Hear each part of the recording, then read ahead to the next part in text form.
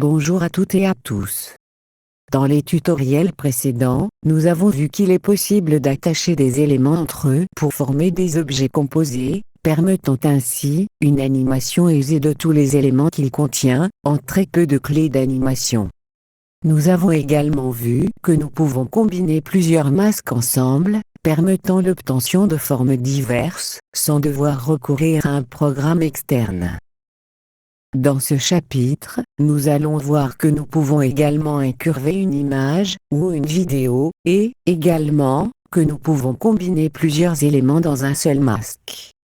Et, en fin de tutoriel, nous aurons réalisé cette animation exclusivement avec PTE, sans aucune autre image que celle utilisée comme photo courbée. Allons-y, ouvrez votre programme, puis insérez une vue vide. Donnez-lui un temps de 10 secondes, avec une transition instantanée. Une fois fait, ouvrez l'éditeur pour cette vue. Comme pour toute animation en 3D, ajoutons en premier notre cadre master, de forme carrée, soit 1080 par 1080, et couchez-le, soit de 90 degrés sur l'axe de rotation X. Il nous faut maintenant un second cadre, attaché au premier, qui donnera l'animation à notre image.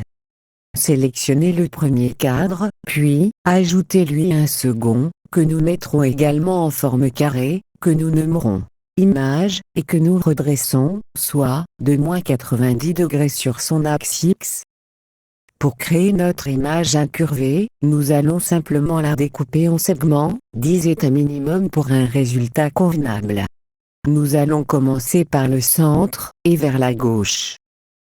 Sélectionnez le cadre image, puis, ajoutez-lui une photo, choisissez de préférence, une au format HD paysage.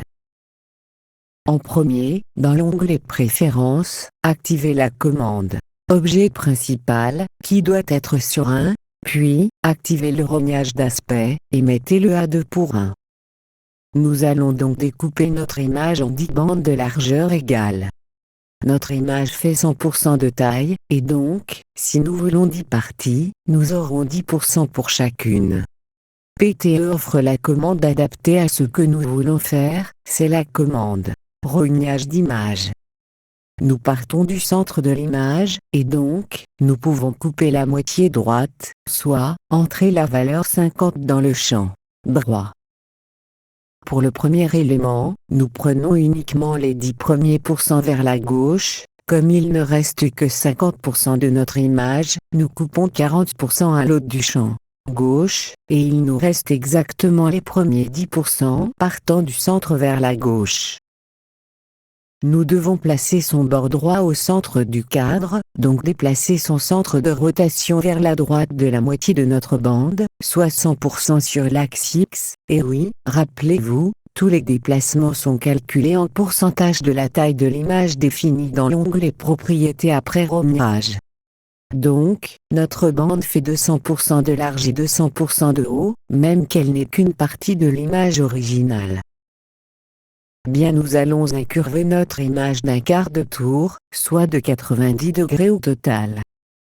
Donc, comme nous avons 10 éléments, chaque élément devra avoir une rotation de 1/10 de la rotation totale, par rapport au précédent, soit de 9 degrés. Mais, pour les deux images centrales gauche et droite, ces rotations vont s'additionner, donc, pour avoir une rotation de 9 degrés entre celles-ci, nous devons leur donner une rotation de la moitié, soit de 4,5 degrés.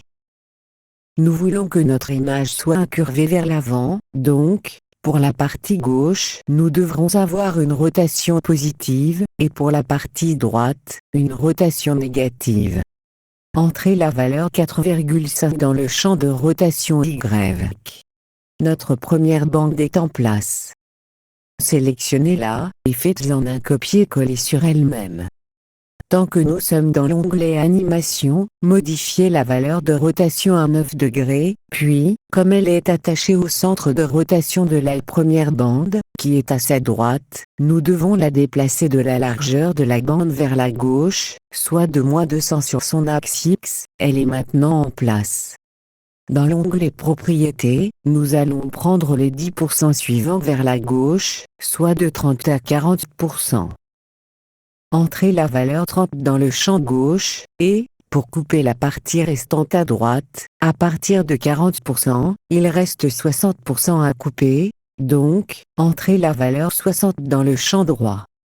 Les trois éléments suivants sont simplement des copies du dernier élément, auquel nous changerons uniquement les valeurs de coupe. Donc, sélectionnez la deuxième image, faites un copier-coller, puis, prenez la partie de 20 à 30%, soit 20% à gauche et 70% à droite. Faites un copier-coller de cette troisième image, et nous prenons les 10% suivants, soit 10% à gauche et 80% à droite. Et enfin la dernière, en faisant un copier-coller de la quatrième, et les valeurs 0% à gauche et 90% à droite. Voilà, la partie gauche de notre image est en place. Nous allons faire exactement la même chose pour la partie droite, en inversant simplement toutes les valeurs. Donc, sélectionnez la première image, puis, faites un copier, sélectionnez le cadre image, et faites un coller dessus.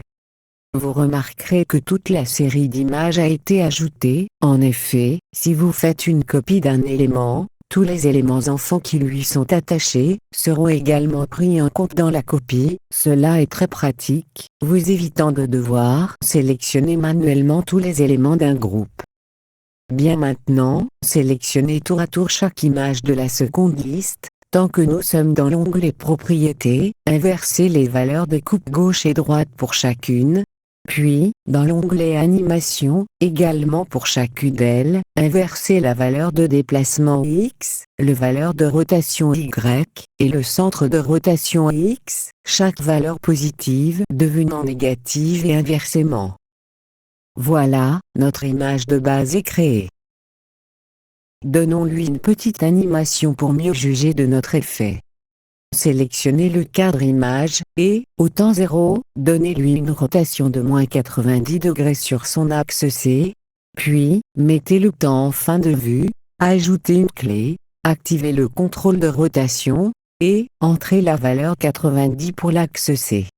Jouons notre animation. Bien, notre image pivote sur son axe central, c'est joli aussi, mais cela n'est pas l'effet désiré. Nous voudrions que notre image pivote comme si nous étions à l'intérieur d'un cylindre, en son centre, et que l'image défilerait sur son mur fictif. C'est très simple, il suffit de déplacer les deux premières parties vers l'arrière du cadre image, de façon à ce que le bord gauche soit aligné par rapport au centre du cadre.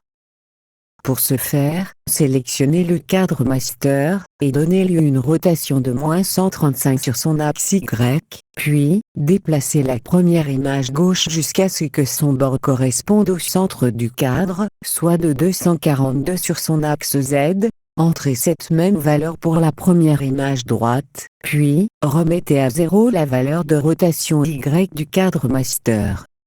Rejouons notre animation, et maintenant nous avons l'effet que nous voulions.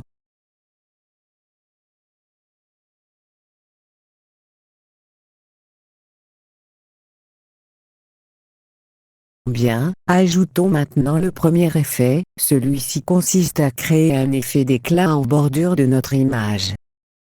Celui-ci est très simple à réaliser, car nous allons simplement dupliquer notre image, et lui donner un effet de flou, et, en la plaçant derrière l'image principale, nous aurons l'effet désiré.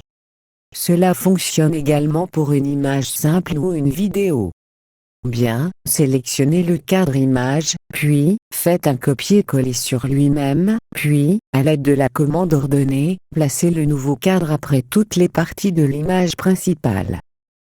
Renommez ce nouveau cadre en Blur, puis, supprimez sa dernière clé d'animation, et, pour la première, remettez les deux rotations CX à 0.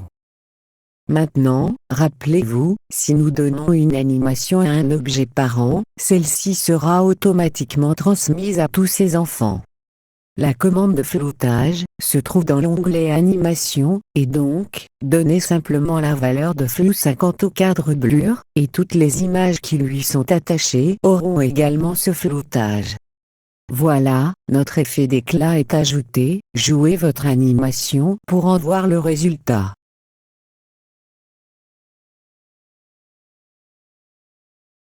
Il nous reste le dernier effet d'ombrage à donner à notre image, mais si nous ajoutons simplement un masque d'ombrage à notre scène, celui-ci affectera également tous les autres objets présents dans la scène, y compris le fond de celle-ci. Nous allons donc devoir ajouter l'effet pour qu'il n'affecte que l'image principale. L'énoncé du problème nous donne la solution, nous devons utiliser notre image, du moins une copie de celle-ci, pour créer le masque qui affichera cet effet. Nous allons avoir besoin d'un conteneur de masque qui contiendra, dans son stencil de masque, notre image et son animation, et dans son contenu, l'effet d'ombrage. Allons-y, sélectionnez le cadre master, puis ajoutez-lui un masque vide. Renommez le conteneur de masque en ombrage, et donnez-lui une forme carrée, soit 1080 par 1080. Sélectionnez le cadre image, et faites un copier. Sélectionnez le stencil de masque, puis faites un coller. Comme dit précédemment, l'effet de blur a également été collé, donc, sélectionnez le cadre blur du stencil de masque, et supprimez-le. Renommez le cadre image du stencil en masque d'ombrage. Voici l'opération la plus longue.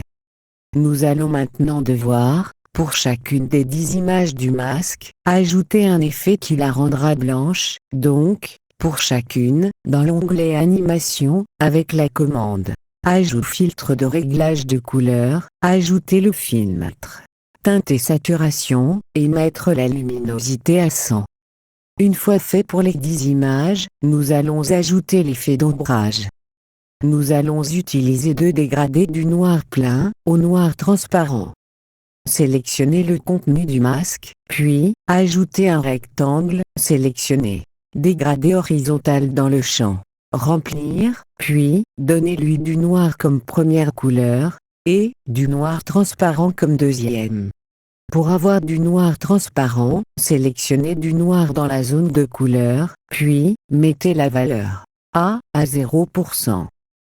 Dans l'onglet Animation, donnez-lui un déplacement de -150 en X, et un zoom de 100% en X et de 100% en Y et redressez-le, soit de -90 degrés sur l'axe de rotation X. Faites une copie de ce rectangle, puis, collez-la sur le contenu du masque. Inversez sa position à 150 en X, et, donnez-lui une rotation de 180 sur son axe C.